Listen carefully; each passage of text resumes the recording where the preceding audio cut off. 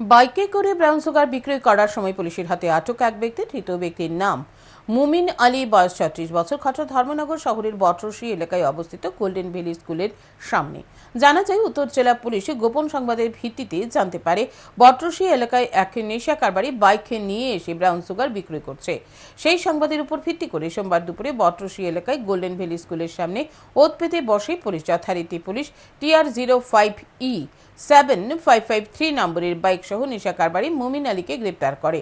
পরে তাকে তল্লাশি চালানোর পর উদ্ধার হয় 12 গ্রাম ব্রাউন সুগার ভর্তি 90টি কৌটা। পরে পুলিশ ধৃত মুমিন আলীকে ধর্মনগর থানায় নিয়ে যায়। উত্তর জেলা পুলিশ সুপার ভানুপদ চক্রবর্তী জানান, ধৃত মুমিন আলী বাইকে করে ধর্মনগর শহরে ব্রাউন সুগার বিক্রয় করত। তার বাড়ি ধর্মনগর পুর পরিষদের 10 নং ওয়ার্ড এলাকায়। সে শনিছড়া পূর্ত দপ্তরের অফিসে গ্রুপ ডি কর্মী হিসেবে কর্মরত।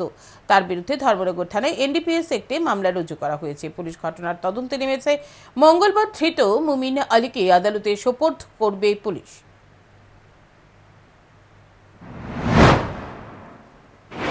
তাহলে এখানে ডিটেইন করা হয়েছে। তার কাছ থেকে 12 গ্রাম প্লাস 90টা কোটা আছে এখানে পাওয়া গেছে। তাকে অ্যারেস্ট করা হয়েছে। ধর্মনগর দিয়েছে ইনভেস্টিগেশন চলতে আছে। মালগুলো কোথা থেকে নিয়ে এসেছিল, কোথায় যাবে তদন্তের ব্যাপারে